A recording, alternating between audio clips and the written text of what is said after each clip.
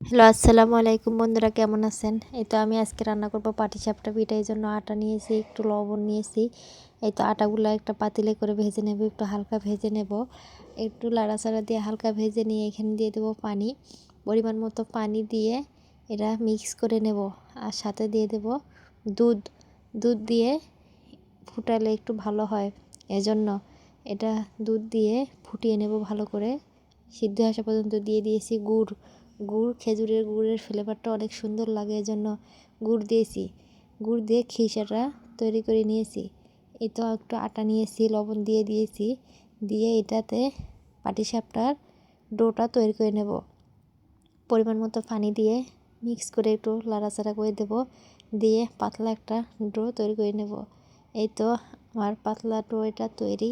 এটা দিয়ে আজকে পাটিসাপটা পিঠা বানাবো। পাটিসাপটা পিঠার জন্য এটা ভালো করে মিক্স করে নিয়ে এই তো আমার খিসাগুলো বাড়িতে নিয়েছি, দুইটা রেডি করে নিয়েছি। এই তো আমি একে একে দিয়ে দিচ্ছি পাটিসাপটা পিঠা। এই তো আটাটা দিয়ে এখানে খিসাটা দিয়ে আস্তে আস্তে হালকা তাপে এটা নিতে হবে। এই তো দেখেন কত সুন্দর হয়ে গিয়েছে পিঠাটা।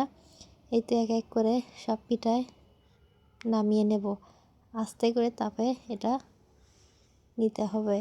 এই দেখেন আমার পিঠাগুলো ভাজা হয়ে গিয়েছে, কেমন হয়েছে জানাবেন। দু একটা পিঠা ভেঙে গিয়ে